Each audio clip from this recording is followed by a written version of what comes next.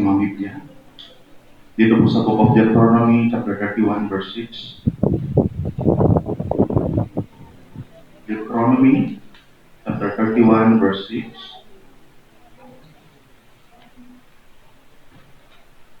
Sige po, nakita na po natin tayo po tumayo para sa paggalang sa salita ng Panginoon. Deuteronomy, chapter 31, verse 6. Po, sabay-sabay po natin basahin. Be strong in a good courage, fear not, nor be afraid of them, for the Lord thy God, He is that doth go with thee. He will not fail thee, nor forsake thee. Tayo po'y manalangin. Ama na kami pinagpupuri, nagpapasalamat, salamat muli Panginoon, for privilege na ibinigay mo po sa amin upang kami po Panginoon ay magbulay-bulay ng salita. Lord, dalangin ko po, basbasan mo na yung salita Panginoon, empower it, upang sa ganun Lord, ito po yung siyang tumimo sa aming mga puso't isipan. Humipo Lord sa aming mga puso't isipan upang sa ganun Lord, tuloy nga po na matanggap po namin ang iyong biyaya. Tumatag po kami Panginoon. At tuloy nga po Panginoon, pag matatag po kami, naniniwala po kami na ang katagumpayan ay mararanasan po namin Panginoon sa anumang pagsubok sa aming buhay. Lord, dalangin ko po manguna at maghari ka nawa sa buhay ng bawat sa amin. Itulong mo nawa aming mga puso't isipan sa iyo lamang o God, upang sa ganun Lord, matanggap po namin ang iyong biyaya. Lord, salamat maging sa iyong gagamitin, Panginoon, patuloy nawa na itago sa iyong likuran para ikaw siyang patuloy na maitaas at mapapurihan sa aming kalagitnaan. Lord, maraming salamat at tunay nga po na itinataas at ipinagkakatiwala po namin sa inyo lahat. Ito po kami sa magdalangin sa pangalan ni Jesus. Amen at amen. Kapapuna po tayo. Isang mapagpalang umaga po sa bawat isa.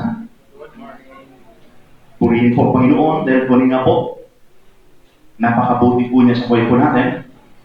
Na minsan pa binigyan po tayo ng pagkakataon upang magbigay po ng papuri po sa Kanya.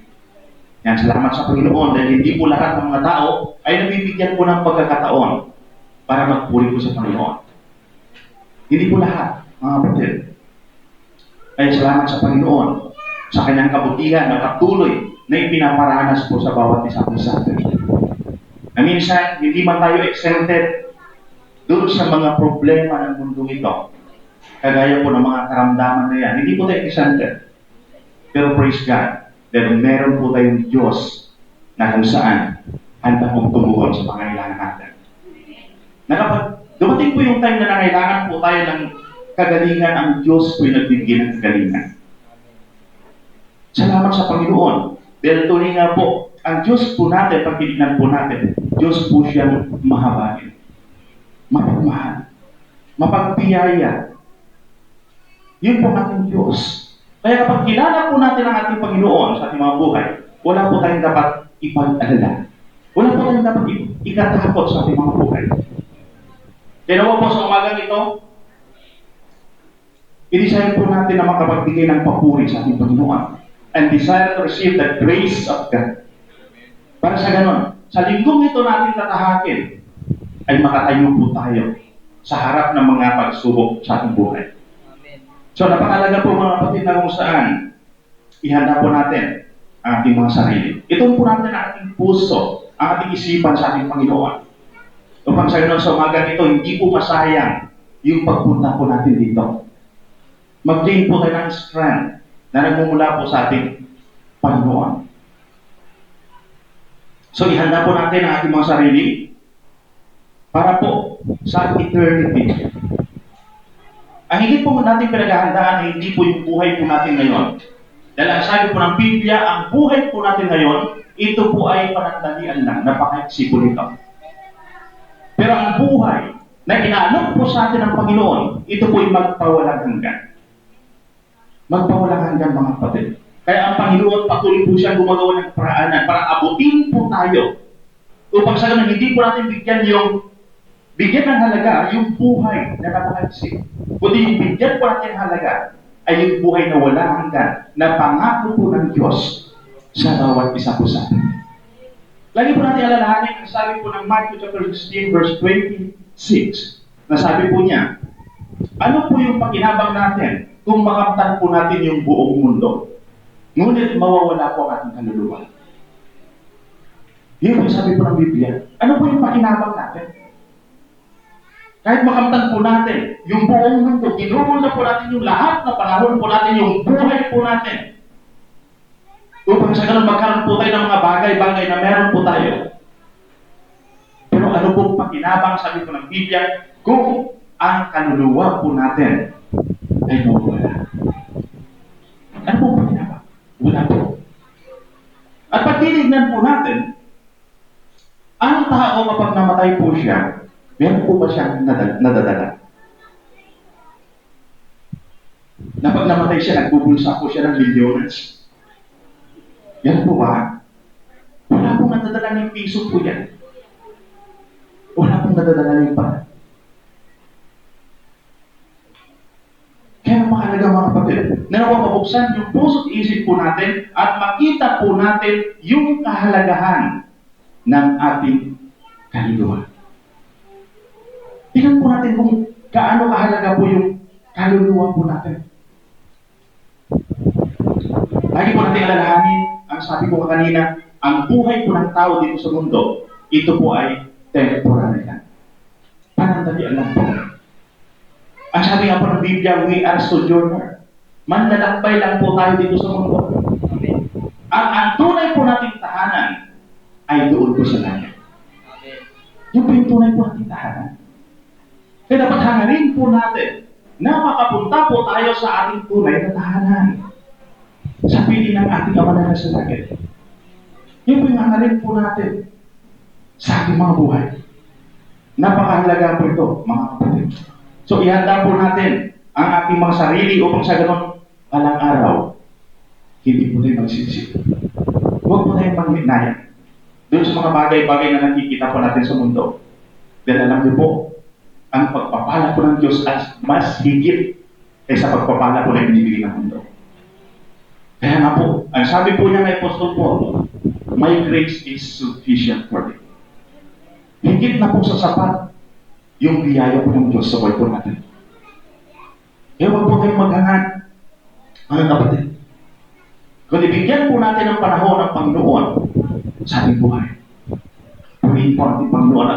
Ngayon ang mga po ang ating pong pag-aaralan, sabi po dito, stand on the promises of God.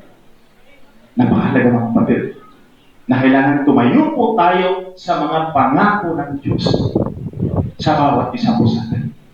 At pagdirinan po natin how to stand on the promises of God.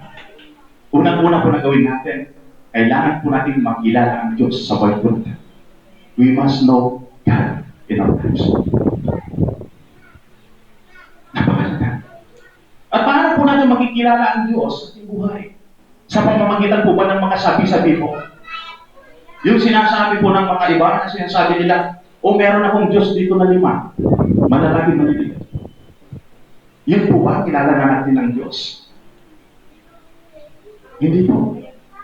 Kailangan po natin sa leksiking maigi, kilalanin ng lubusan sino po ba ang tunay na Diyos sa ating buhay. At pag tinignan po natin, makikilala po natin ang tunay na Diyos sa ating buhay sa pamamagitan ng pagbabasa po natin ng salita ng Panginoon. Sa pamamagitan po ng pakikinig po natin ng salita ng Panginoon. Doon po natin makikilala po ang Panginoon. At ano po ba yung sinasabi po ng salita ng Panginoon? Sa John chapter 4 verse 24, ang sabi po niya, God is Spirit, and those who worship Him must worship Him in spirit and in truth. So kapag Espiritu, nakikita po ba natin? Hindi po. Dahil ang sabi po ng Biblia, ang Espiritu, wala po siyang laman, buto, at wala pong dugo. Hindi po siya nakikita. Pero na nakakalungkot po mga kapatid, dahil ang Diyos ng sanlibutan ito, na kinikilala po ng napakaraming tao, ay sila po mismo yung nagbubuhay. Pero purihin po ang ating Panginoon, dahil ating Diyos ay Diyos na buhay, hindi po Diyos na patay. Hindi po tayo yung nagbubuhat po sa Kanya, kundi siya po yung nagbubuhat sa atin kapag tayo po yung nahihirapan. Yun po ating Diyos. Kaya po mapaksan ang ating mga pusong isipan at kilalanin po natin ang tunay na Diyos sa ating buhay. At ang sabi po ng John 1:1, in the beginning was the Word, and the Word was with God, and the Word was God Himself. Diyos po mismo yung salita. At pag titignan po natin sa John chapter 1 verse 14, ang salita, sabi po niya doon, ay nagkatawang tao. Yun po tinutukoy po ng John 3:16. Dahil sabi po doon, sapagkat gayon na lamang pag-ibig ng Diyos sa sanlibutan, kaya binigay niya kanyang buktong na anak, upang ang sino mang sumampalataya ay hindi na mapahamak kundi magkaroon ng buhay na walang hanggan. So yung buktong na anak ng Diyos, yun po yung tinutukoy sa John 1:14 na nagkatawang tao. At pag titignan po natin, sino po ba itong buktong na anak ng Diyos? Na kung saan napakaraming mga tao, hindi po nila kilala kung sino yung buktong na anak ng Diyos. At sino po ito? Makikita po natin sa Matthew chapter 16, verse 16. At pasabi niya doon, ang sabi, Jesus is the Christ, the Son of the living God. Siya po yung anak ng Diyos na buhay, sabi po niya. At ganoon din, ang sabi po, ng Romans chapter 5, verse 8, habang tayo po'y makasalanan pa, sabi po niya, si Kristo ay namatay sa krus ng Kalbaryo para sa ating mga kasalanan. So, yun yung purpose kung bakit naparito yung anak ng Diyos para iligtas ang sangkatauhan. At sabi po ng John 14:6, ako ang daan, ang katotohanan, at ang buhay, walang makapupunta sa Ama kundi sa pamamagitan ko. So, ibig sabihin, mga kapatid, makikita po natin dito na wala po tayong ibang kailangan kundi si Jesus. Hindi po religion, hindi po baptism yung kailangan po natin. Hindi po yung mabubuting gawa po natin. Kundi ang sinasabi po ng salita ng Panginoon, walang makapupunta sa Ama kundi sa pamamagitan ko. At si Jesus yung nagsasabi po dito. Si Jesus lang po. Yung tanging daan upang tayo po ay makapunta sa piling ng ating Ama na nasa langit. Wala na po iba mga kapatid. Ganon din po yung sinasabi po niya sa Acts 4:12. Nasabi po niya kay Hesus Kristo lamang matatagpo ng kaligtasan sapagkat wala nang ibang pangalan na ibinigay sa silong ng langit na sukat natin ikaligtas. Wala na pong iba. At ganon din po yung sinasabi po ng Philippians chapter 2 verses 10 to 11. Nasabi po niya, sa pangalan ni Hesus, lahat ng tuhod ay luluhod sa langit, sa lupa at sa ilalim ng lupa.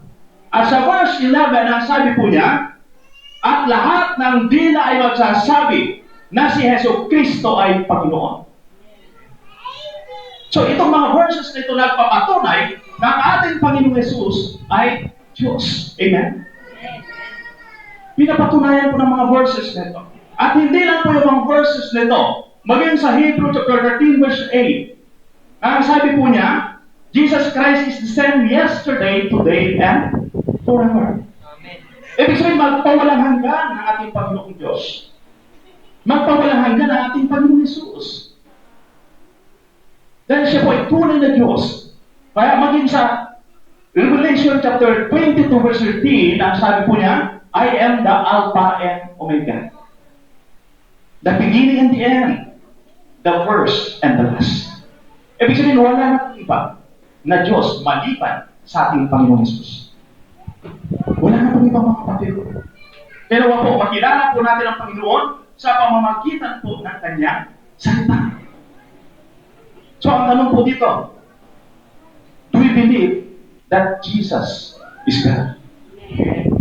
Amen. Puri po Panginoon. Do we believe that Jesus is our Savior? Amen. Amen. Puri po Panginoon. Do we believe that Jesus is alive? Amen. Amen. Puri po Panginoon. And do we believe that Jesus will come again? Amen. Amen. At kapag tunay na tayo po'y sumasampalataya sa Panginoon, ibig sabihin po mga kapatid, kilala po natin ang ating Panginoon. At kapag kilala mo ang Panginoon mo sa iyong buhay, wala ka nang dapat alalahanin pa. Purihin po ang ating Panginoon. Wala po tayong dapat alalahanin mga kapatid. Kapag kilala po natin ang ating Panginoon.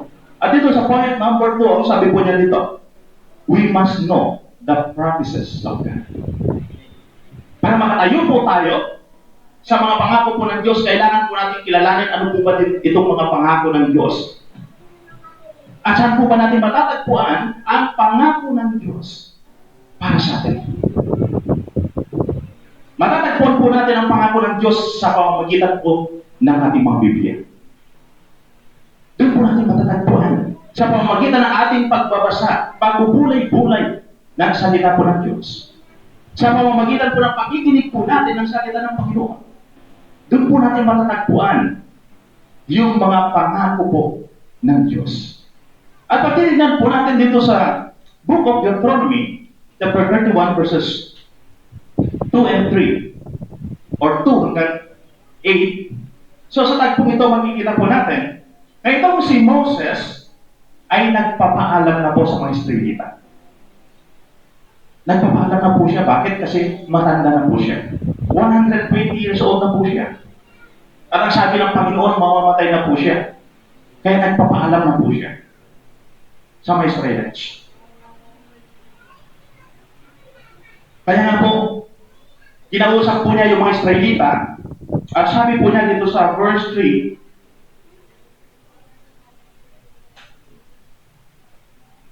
the Lord thy God, He will go over before thee, and He will destroy these nations from before thee, and thou shalt possess them. And Joshua, he shall go over before thee, as the Lord had said. Yung makikita po natin dito, na kung saan sinasabi po ni Moses, o ini-encourage po ni Moses, yung mga Israelita, na kung saan magpatuloy po sa kanilang laban. Kasi sa panahon ito, sila po ay nakikipaglaban sa land of Canaan. Para sa ganoon, tuloy nga po na maangkin po nila yung pangako ng Diyos na lupain para sa kanila. Kaya ini-encourage po sila ni Moses upang magpatuloy po sila. At ang sinasabi po ni Moses dito, ang Panginoon ang wawasak po sa mga bayan na kanilang mga kalaban. At makakasama po nila si Joshua. Yun po yung sabi po ng Panginoon sa kanila. Ibig sabihin, pinapalakas po ni Moses yung kalooban ng mga Israelita. Kasi pag titignan po natin yung mga Israelita, mahina po yung loob nila. Kaya pagdating po nila sa wilderness, nung lumabas po sila sa Egypt, ano nila? Puro complain. Lagi po sila nagko-complain. Kaya sabi po ng Biblia, yung napakaraming tao po na lumabas mula sa Egypto, alam niyo po, hindi po sila nakapasok doon sa lupang pangako. Kundi, dalawa lang po yung nakapasok doon sa lupang pangako. Lahat po sila, yung mga lumabas sa Egypto ay namatay. Ang nakapasok lang po sa lupang pangako ay si Joshua at Caleb. Sila po ay tapat na lingkod po ng Panginoon. So, maging sa buhay po natin, kapag maging tapat po tayo lingkod ng Panginoon, makakapasok po tayo sa kanyang kaharian. Amen? Makakapasok po tayo mga kapatid. Kaya po, yung bawat isa po sa atin ay maging tapat na lingkod ng ating Panginoon. So, tingnan po natin dito sa ating text. Yung sabi po niya, o yung mga pangako na ibinigay po ng Panginoon sa pamamagitan ng kanyang salita. Una po dito, yung sabi po niya, the Lord thy God, He it is that go with thee. Ang iyong Panginoon ang siyang sasama sa iyo. Ito po yung pangako po ng Diyos na dapat po natin panghawakan. Sabi po dito, ang Panginoon ang siyang sasama sa iyo. At yung pangalawa na pangako dito, sa teksto natin, yung sabi po niya, He will not fail it. Hindi ka niya iiwan. Amen. Hindi po kagaya ng ating mga mahal sa buhay minsan na kapag nahirapan na iniiwan po tayo. Pero ang Panginoon, anumang kalagayan meron po tayo, ang sabi po, hindi po tayo iiwan. At yung pangatlo po na pangako po ng Diyos sa kanyang salita, ang sabi po niya, nor forsake. Hindi ka papabayaan. So, ibig sabihin, wala kang dapat alalahanin kapag pinakahawakan mo ang salita ng Panginoon. Dapat po natin panghawakan. At pag tinignan po natin, maging ang salita ng Panginoon, ini-encourage po tayo, inuutosan po tayo. Ano po yung inuutos po ng Panginoon dito? Ang sabi po niya, be strong and have a good courage. Magpakalakas at magpakatapang, sabi po niya. Pero tayo po bilang mga Kristiyano minsan, hindi po tayo nagpapakalakas at nagpakatapang. Minsan hinang-hina po tayo. Tama po ba? Na maliit lang na problema, yung dumating po sa atin, hinang-hina po tayo. Parang awang-awa na po tayo sa sarili po natin. Nagsiself-pity na po tayo. Ganun po tayo minsan. So napakalaga po. Pag tinignan po natin, bakit mahina yung isang tao? Kahit sinasabi ng Panginoon na magpakalakas ka. So, pansinin po natin dito, ang sabi po dito, hindi po siya konektado sa source of strength. Ibig sabihin, hindi po siya connected doon sa source of strength. Kaya nanghihina po yung isang tao. So, ano po ibig sabihin? Yung hindi po siya connected doon sa source of strength. Ibig sabihin, wala po siyang connecta sa ating Panginoon. Ibig sabihin, nawala yung kanyang devotion. Nawala na po yung pagbubulay-bulay ng salita ng Panginoon. Nawala po yung prayer sa kanya. Nawala na po yung pakikinig ng salita ng Panginoon. Kaya karamihan po sa atin minsan, nanghihina po tayo. At kapag mahina po tayo, doon po natin nakikita ang hirap ng buhay natin. Tama? Pero kapag malakas po yung spirit po natin, nakikita po natin, I am blessed. Tama? Na kung saan tuwa-tuwa po tayo. Kasi malakas yung spirit po natin. Pero po, yung bawat isa po sa atin, magpakalakas po tayo, magpakatatag po tayo sa ating pananampalataya. At kung nawala po yung devotion po natin, ibalik po natin. Napakahalaga po ito. Lagi po natin alalahanin, wala pong ibang source of strength, kundi ang ating Panginoon. Siya lang po yung pinagmumulan po ng ating lakas. Kaya naman po, manatili po tayo dun sa source of strength. At kapag tayo po nananatili sa pinagmumulan ng kalakasan, purihin po ang ating Panginoon. Dahil ang katagumpayan ay mararanasan po natin sa ating buhay. Nandun po yung katagumpayan, mga kapatid. Lagi po natin alalahanin ang sabi po ng salita ng Panginoon. Sa Book of John chapter 15 verse 5, wala kayong magagawa kapag hiwalay kayo sa akin. So ano po ibig sabihin nito? Ang ibig sabihin po nito, nais ng Diyos na dapat lagi po tayong konektado sa Kanya. Yung pinais ng Panginoon. Upang sa ganon, tunay nga po na yung buhay po natin ay maging maayos. Lagi po natin alalahanin, faith brings us into success. Wala na po iba. Hindi po dahil sa malakas po tayo, matalino po tayo, kahit magtatagumpay po tayo. Kundi yung faith po natin. Dahil sa tulong po ng Panginoon, doon po tayo magtatagumpay sa ating mga buhay. Kaya naman po, yung sabi po, o inutos po ng Panginoon dito na pangalawa, sabi po niya, fear not, nor be afraid of them. Huwag po tayong matakot. Ano mga kalagayan meron po tayo? Huwag po tayong matakot. Yung po sinasabi ko ng salita ng Panginoon. Pero minsan hindi po natin maiwasan. Tama po ba? Pag dumating po yung pagsubok sa ating buhay, lalo na po kapag nabigla po tayo, naku, natatakot po tayo, hindi na po natin alam kung ano po yung gagawin po natin. Kahit yung mga Kristiyanong matatag na kung saan ang gagaling po nilang manalita na dapat magtiwala ka lang sa Panginoon, sumunod ka lang sa Panginoon, maging maayos yung buhay mo. Pero pagdating ng problema, bagsak po sila. Marami po mga kapatid. So, anong kulang?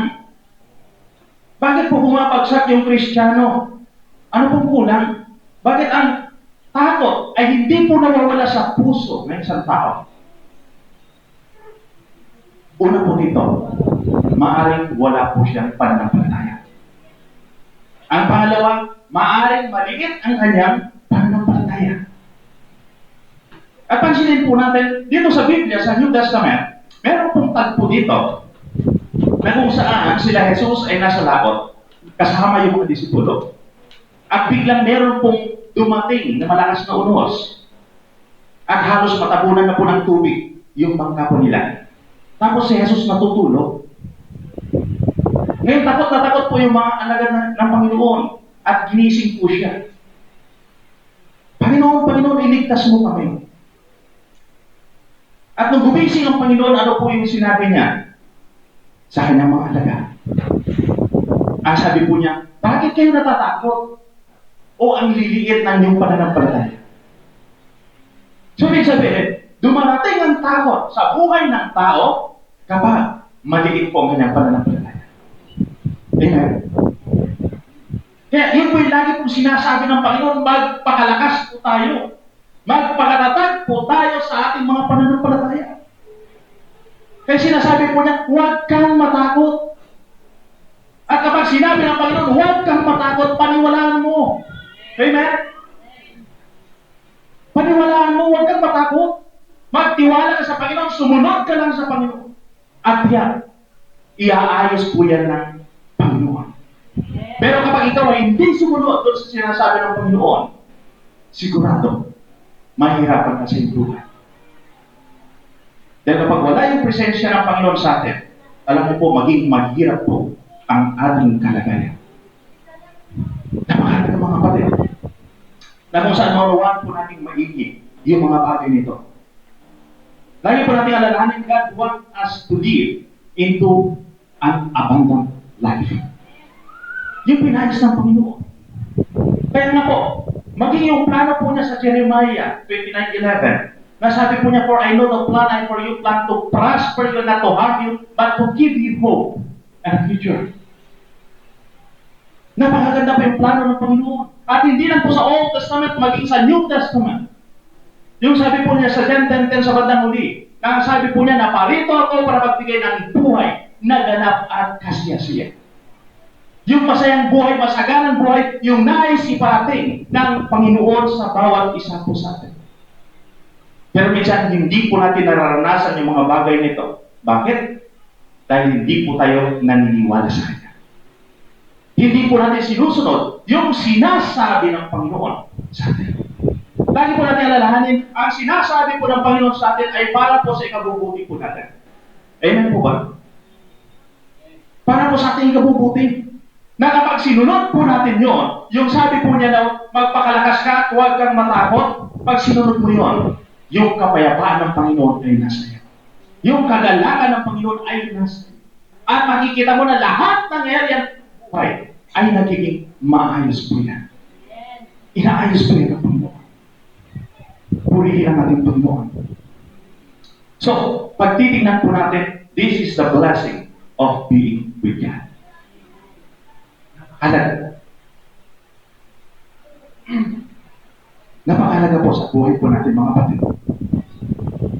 Na kung saan, bulay-bulayin po natin ang salita po ng Panginoon. At ang sabi po dito, if God is with us, no need to fear in every situation. Anong sitwasyon meron po tayo? Hindi po natin kailangan matakot. Purihin po Panginoon. At dito po sa pangatlo, sabi po niya dito, we must grab hold the promises of God. Dapat panghawakan po natin. Hindi lang po yung narinig po natin, tapos wala na. Mahalaga po yung meron po tayong pinanghawakan. At ano po yung mga pangako po ng Diyos? Ito po yung salita po ng Panginoon sa bawat isa po sa atin. Yung mga word na kung saan siya po yung parang humipo po sa ating puso. Yun po yung salita po ng Panginoon na dapat po nating panghawakan sa ating mga buhay. Ibig sabihin, manatili po tayo sa salita ng Panginoon. At kapag tayo po ay nananatili sa salita ng Panginoon, yun na rin po yung time na tatayo po tayo sa mga pangako ng Diyos. At hindi po tayo nalilinlang ninuman. Bakit? Kasi meron po tayong pinanghahawakan na salita ng ating Panginoon. Amen. Mahalaga mga kapatid, Napanghawakan po natin yung salita ng Panginoon. Bakit po? Dahil ang salita ng Panginoon, ang sabi po dito ay tapat. At yan po magaganap sa buhay ng tao na kung saan pinanghahawakan ito. Tapat po yung salita po ng Panginoon. Mga kapatid. At pagtitignan po natin, maging ang bugtong na anak ng Diyos ay ipinadala po niya para iligtas lang po tayo. At yung bugtong na anak ng Diyos, Jesus, naghirap po siya sa krus ng Kalbaryo para po sa benepisyo po natin. Para bigyan po tayo ng magandang buhay. Amen? Kaya po naghirap ang Panginoon para bigyan po tayo ng magandang buhay. Para palayain po tayo mula sa kamay ni Satanas. Na siya po nagpapahirap po sa atin. Para bigyan po tayo ng kapayapaan, ng kagalakan, ng kapahingaan sa ating buhay. Yun po ang ginawa po ng Panginoon sa krus ng Kalbaryo. Pero dapat po ang salita ng Panginoon, huwag po natin ilagay sa ating ulo. Marami pong mga tao na kung saan marami lang silang nalaman sa salita ng Panginoon. Alam niyo po, ang lalaki na po ng ulo. Nandun po yung pride po nila. Nandun na po yung naghahanap po sila ng kanibate. Hinahangat nila na kung saan idaw o saktan yung ibang tao dahil dun sa alam po nila patungkol sa salita ng Panginoon. Hindi po ito dapat mga kapatid. Dahil ang sabi po na sa Titus, ang sabi po sa Titus chapter 3 verse 9, avoid foolish question. Sabi po niya dito. So yung sinasabi po niya na iwasan po yung pagtalo-talo. Dahil wala po itong magandang maibubunga. Yun po yung sinabi po dito sa Titus. Iwasan po yung pagtatalo-talo. At hindi po tayo tinawag doon ng Panginoon para magtalo-talo. Kasi kapag nakikipagtalo ka, hindi mo mawiwin yung isang tao. Kasi kailangan abutin po natin yung isang tao. Kaya ang dapat po natin gawin, put the Word of God in our heart. Ilagay po natin yung salita po ng Panginoon sa ating puso. At kapag yung salita po ng Panginoon ay nasa ating puso, purihin ang ating Panginoon. Dahil matututo po tayong magmahal sa ating kapwa. Matututo po tayo magbahagi po ng salita ng Panginoon sa mga tao sa paligid po natin. Bakit? Dahil nandun po yung pagmamahal na nagmumula po sa ating Panginoon. Nandun na po yung kapayapaan po natin. Nandun po yung kagalakan po natin. Nandun na po yung kaamuan po natin, katapatan po natin. Nandun po yung kabutihan po natin. Nandun na po yung pagtitimpi po natin. Kahit galit na po tayo, nandun po yung pagtitimpi. Bakit? Kinokontrol po tayo ng banal na Espiritu. Yung may tinatawag po ng bunga ng Espiritu sa buhay po natin. So napakalaga, mga kapatid, na maunawaan po natin yung mga bagay na ito. Panghawakan po natin yung mga pangako ng Diyos na ipinibigay sa bawat isa sa atin. Lagi po natin alalahanin ang salita ng Diyos, ito po yung buhay at mabisa. Makapangyarihan po ang salita po ng ating Panginoon.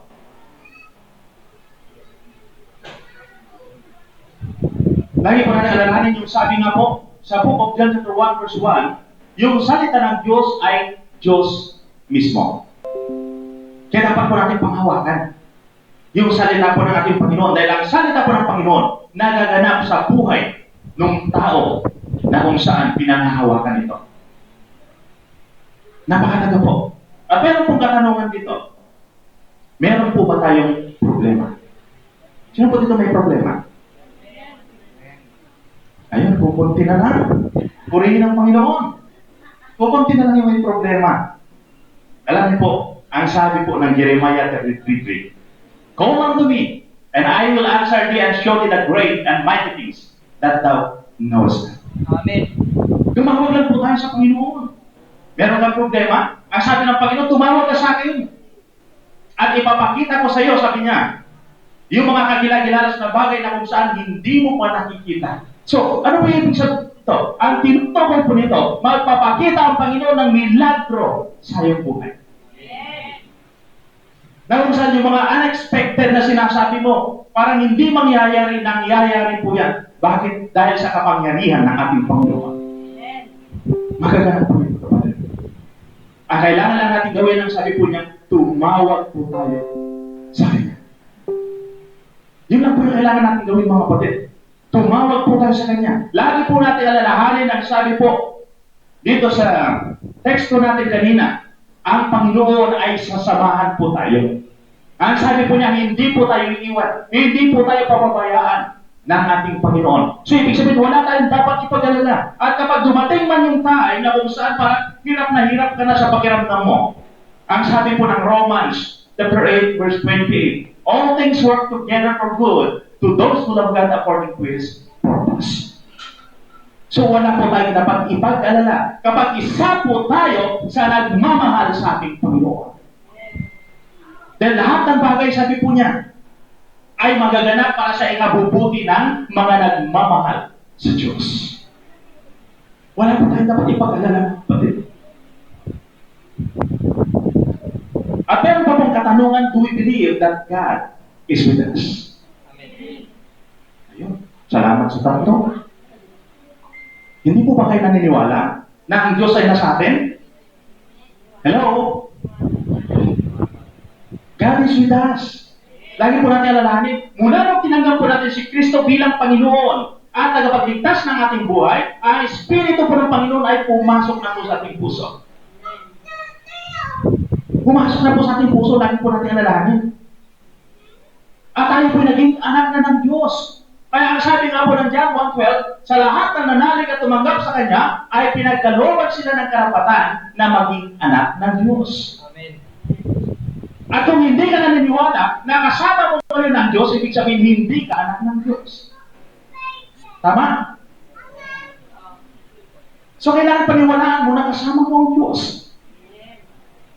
Dahil ang sabi po ng salita ng Panginoon, sa 1 Corinthians chapter 3, verse 16, sabi po niya doon, hindi niyo ba alam na kayo ay templo ng Diyos? At ang Espiritu ng Panginoon ay naninirahan sa inyo.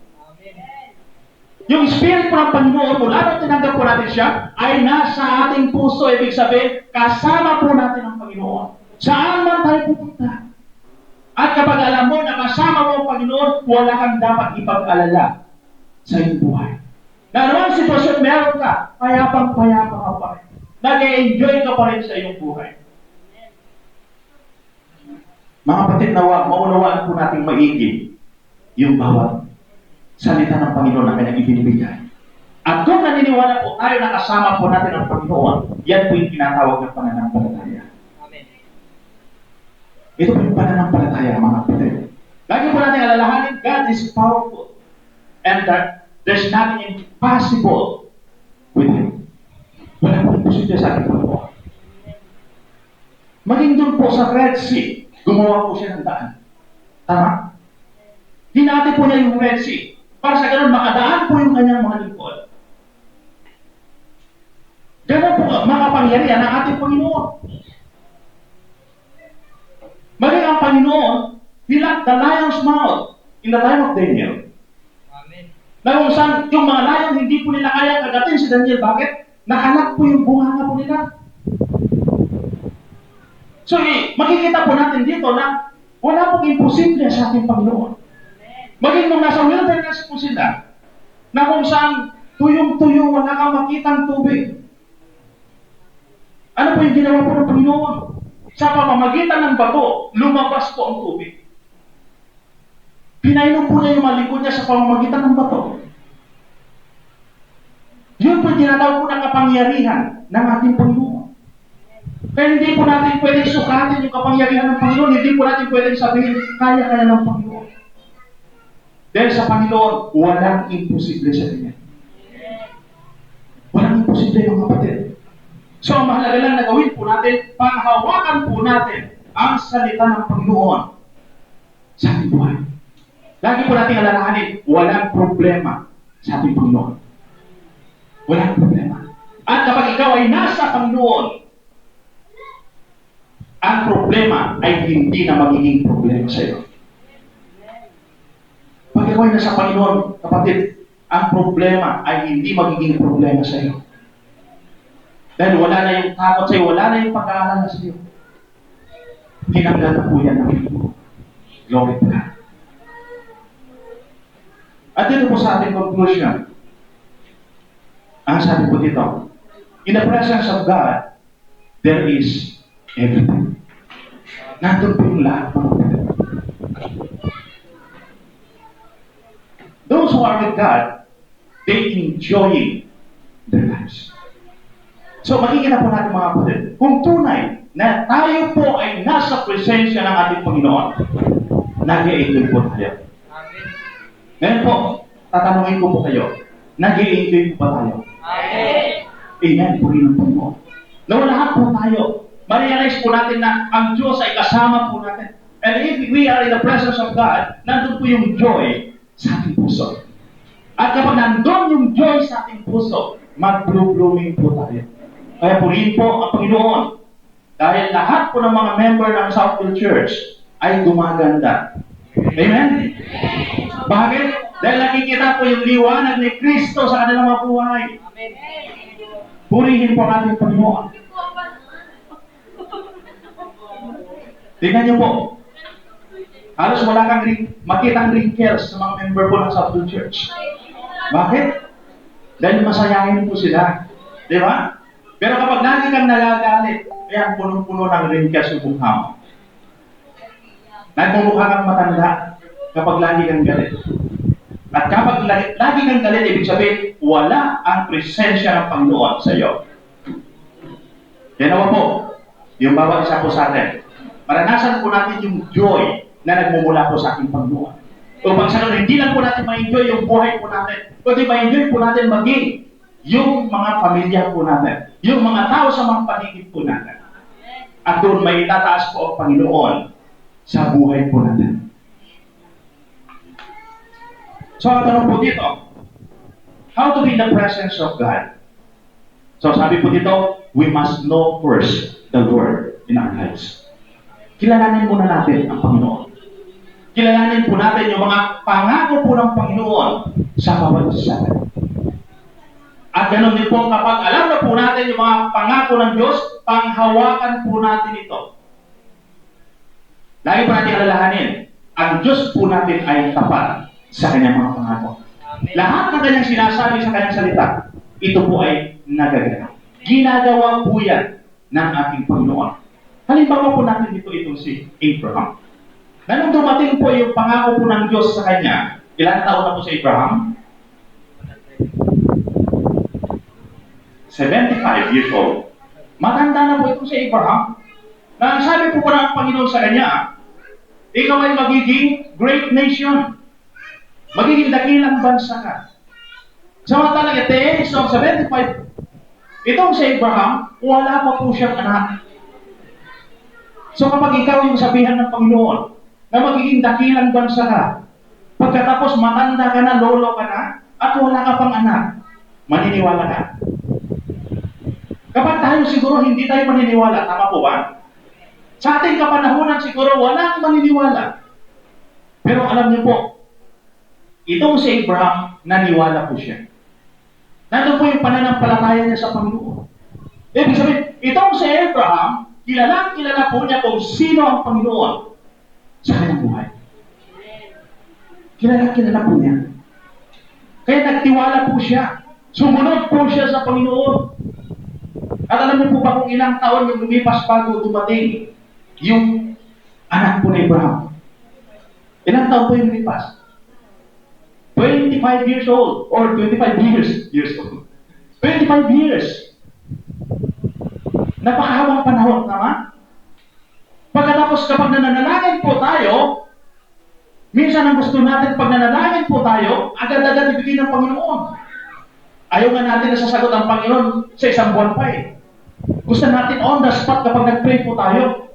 Tama po ba? Pero lagi po natin alalahanin, meron pong kapanahunan sa lahat ng ating mga panalangin. Amen. May panahon po yan para sagutin po ng Panginoon. Huwag po tayong magmadali. Dahil tiyak kapag sinabi po yan ng Panginoon, gagawin po niya. Kagaya po ng ginawa po niya sa pangako niya kay Abraham.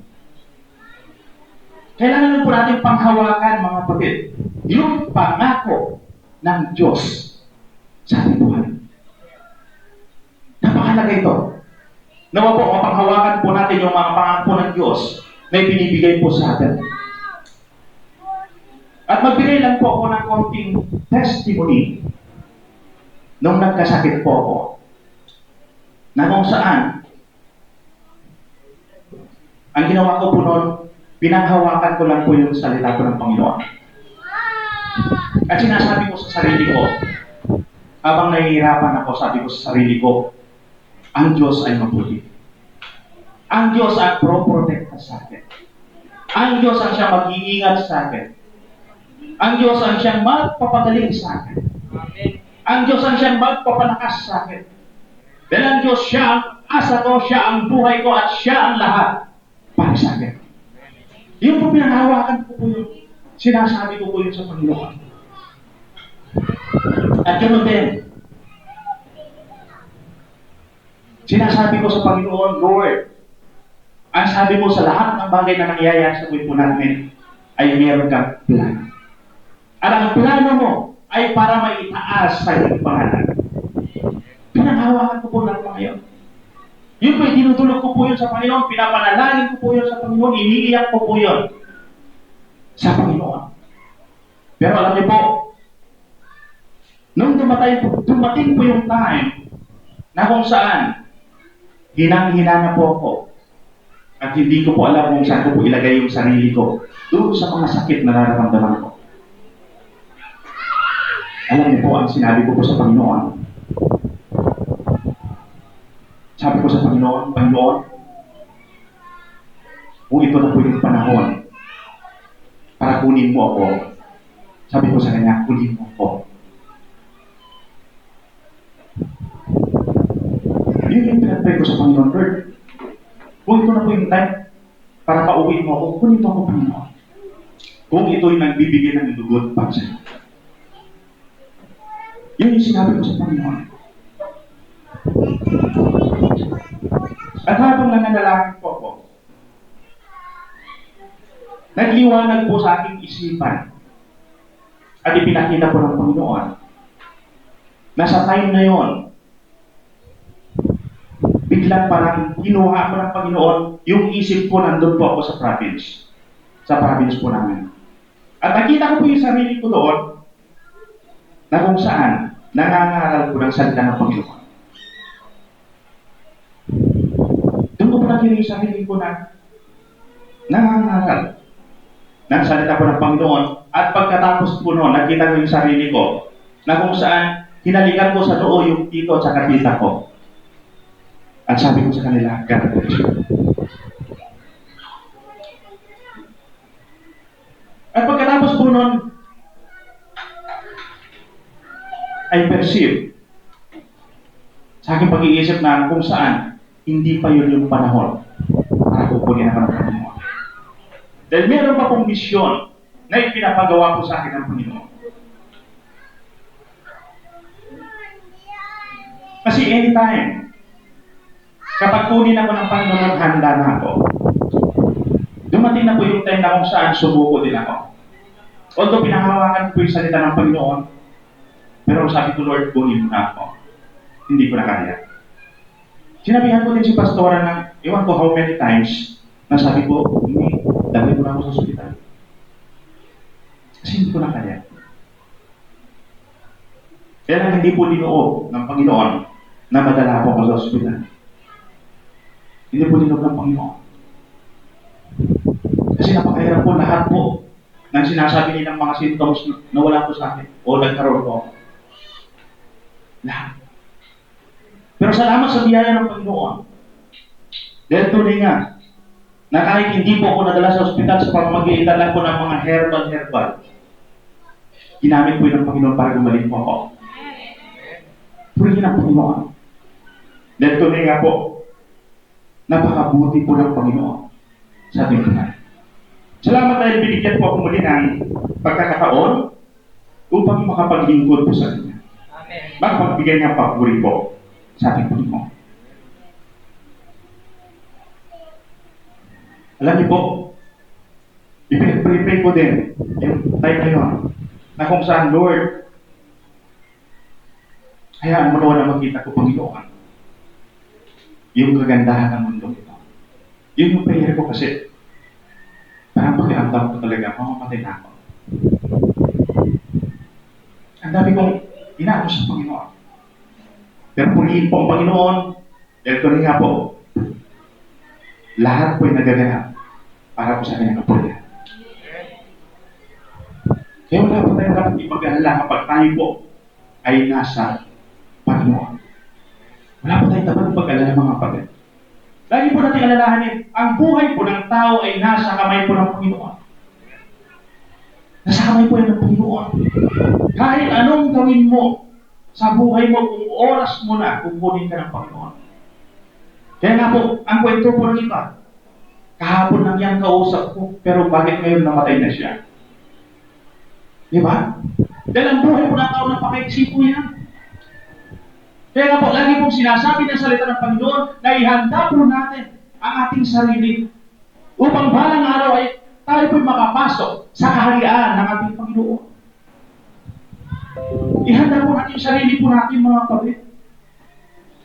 Sumampalataya na po tayo sa Panginoon, magtiwala at sumunod po tayo. Gamitin na po natin yung buhay po natin para sa kapurihan ng ating Panginoon. Lagi po natin alalahanin, yung sabi po ng salita ng Panginoon, wala kang magagawa kapag hiwalay ka sa akin. Kaya kapag napansin po natin na kung saan malayo po tayo sa Panginoon, mga kapatid, lumapit po tayo sa Panginoon. Dahil habang ikaw ay lumalayo sa Panginoon, ang buhay mo ay magiging miserable po yan. Pero habang ikaw ay lumalapit sa Panginoon, unti-unti, ayusin po ng Panginoon ang iyong buhay. Kaya naman po, ang bawat isa po sa atin, manumbalik sa Panginoon, italaga na po natin yung buhay po natin para po sa Panginoon. Lagi po natin alalahanin, tayo po'y nabubuhay para po sa kapurihan ng ating Panginoon. Amen. Yung po yung dahilan kung bakit po tayo nilika ng Diyos. Kaya dapat po, ito na po yung time na kung saan lumapit po tayo sa Panginoon.